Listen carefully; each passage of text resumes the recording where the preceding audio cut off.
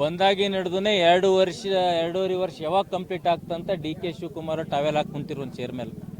2.5 ವರ್ಷ ಮುಂಜಾನೆ ಕಾರ್ಯಕ್ರಮ ಆದ ತಕ್ಷಣ ಮಧ್ಯಾಹ್ನ 2 ವರ್ಷ ಶಾಸಕರುಗಳಿಗೆ ದಿಲ್ಲಿ ಕಳಿಸಿದ್ರು, ಕೆಲವರಿಗೆ ಮುಂಬೈ ಕಳಿಸಿದ್ರು, ಕೆಲವರಿಗೆ ರಿಸಾರ್ಟ್ ಕಳಿಸಿದ್ರು.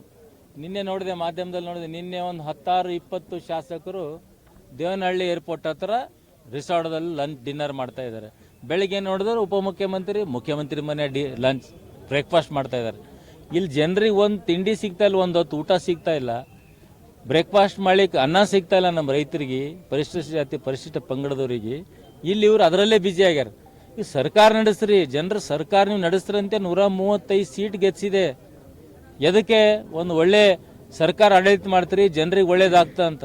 ಎಲ್ಲಾಗ್ತಾ ಇದೆ? ಮುಂದೆ ಒಬ್ರಿಗೆ ಸಮರ್ಪವಾಗಿ ರೈತರು ಬೆಲೆ ಸಿಗ್ತಾ ಇಲ್ಲ. ನಮ್ಮಲ್ಲೇ 4 ತಾಲೂಕಾಗಿ ಸಿಕ್ಕಿದೆ. 4 ತಾಲೂಕಾಗಿ ಈಶ್ವರ್ ಖಂಡ್ರೆ ಅವರು ಸುಳ್ಳು ಹೇಳಿದ್ದಾರೆ, ರಹೀಂ ಖಾನ್ ಅವರು ಸುಳ್ಳು ಹೇಳಿದ್ದಾರೆ, ಕೃಷಿ ಸಚಿವರು ಸುಳ್ಳು ಹೇಳಿದ್ದಾರೆ, ಅಧಿಕಾರಿ ಒಂದವರೆಲ್ಲರೂ ಸುಳ್ಳು ಹೇಳಿದ್ದಾರೆ.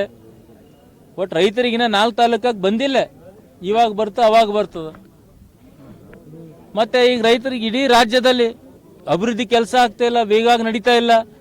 ಅವ್ರಲ್ಲಿ ಬ್ಯುಸಿ ಇನ್ CM ಪಾಲಿಟಿಕ್ಸ್. ಯಾವಾಗ ಇವರು ಡಿ ಕೆ ಶಿವಕುಮಾರ್ ಅವ್ರು ಕೂಡ್ತಾರೋ ಅವ್ರಂತಾರ ನಾವು ಬಿಡಬೇಡದಂತ, ಅವ್ರ ಹಿಂಬಾಲಕರಂತಾರ. ಇನ್ನೂ ಹಿಂಗೆ ಇದು ಡ್ರಾಮಾ ಇನ್ನೊಂದು 2-3 ತಿಂಗಳು ಮಾರ್ಚ್ ತನಕ ಹೋಗ್ತದೆ, ಇದು ಮಾರ್ಚ್ ಏಪ್ರಿಲ್. ಆಮೇಲೆ ನೋಡ್ಬೇಕು.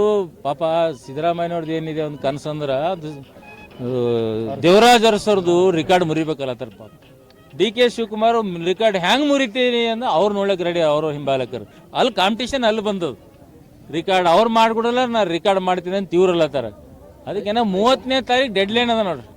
30ನೇ ತಾರೀಕಿಗೆ ಏನಾಗ್ತದೆ ನೋಡ್ರಿ ರಾಜ್ಯದ ಜನತೆ.